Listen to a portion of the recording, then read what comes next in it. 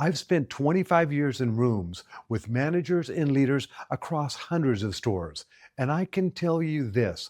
The difference between the ones who rise and the ones who plateau almost never comes down to intelligence, almost never comes down to experience. It comes down to one thing: how well they manage what's happening inside of them when the pressure is on. Today, I am going to give you the daily habits, the small, specific, almost invisible things that reveal low emotional intelligence at work. Some of these things are going to be uncomfortable because they might be you. Emotional quotient is not a soft skill, it is the operating system that runs everything. Harvard research says that emotional quotient, EQ, accounts for 58% of performance across all job types. These are not character flaws, they're patterns.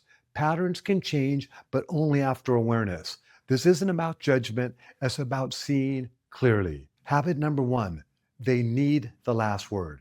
Every disagreement, every pushback, every difference of opinion, they can't let it land and move on. They have to respond. They have to say correct. They have to close it their way. What it reveals is their identity is tied to being right. The moment someone challenges their position, the ego responds, not the leader. Habit number two: when someone brings them a problem, they immediately jump to solutions. This sounds like a strength. It isn't. Low IQ leaders fix before the other person feels heard. The person walks away with an answer and still feels completely alone. What it reveals is discomfort with emotional space. They can't sit in someone else's pain long enough to actually understand it. Habit number three: their mood is everyone else's weather. The whole team checks the temperature before they walk in. If the boss is having a bad day, the floor knows it. Decisions get delayed.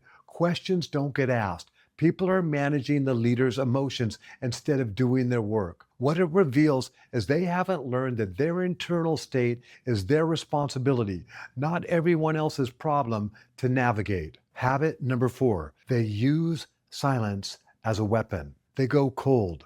They stop responding. They create distance to make someone else feel the consequence of crossing them without ever having a direct conversation. What it reveals: emotional avoidance dressed up as authority. It's manipulation, not leadership. Habit number five: they justify everything with, "I'm just being honest." Watch for this one. It is almost always a tell. "I'm just being honest" is how someone packages aggression as virtue. Honesty does not require a delivery that damages people. High IQ leaders know the difference between truth and cruelty. Habit number six: they can't receive a compliment without deflecting it. Someone says, "Great job," and they say, "Yeah, but we could have done it faster," or "I just got lucky." Sounds like humility, but it's actually discomfort with positive regard, an inability to receive.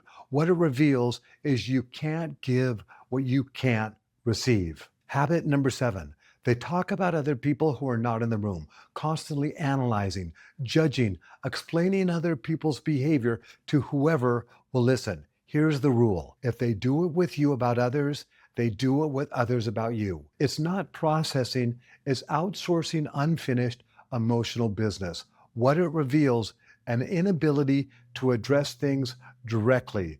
That leak that erodes trust everywhere. None of this makes someone a bad person. These are survival patterns. They worked once, probably early in their life. The problem is they're running in a context where they cost you, your team, your results, and your relationships. Awareness is always the first key to change. You can't fix what you can't see. Most people with low EQ don't know they have it. That's the defining feature of it. Here's what I know after 25 years of doing the work: pressure doesn't create character, it reveals it. The question isn't whether you'll face pressure at work, you will. The question is what gets revealed when you do. We are not here to avoid pressure, we are here to embrace it. We are building strength, and we are turning snowflakes into diamonds. If this landed for you, share it with someone who needs it. I hope to see you in the next one.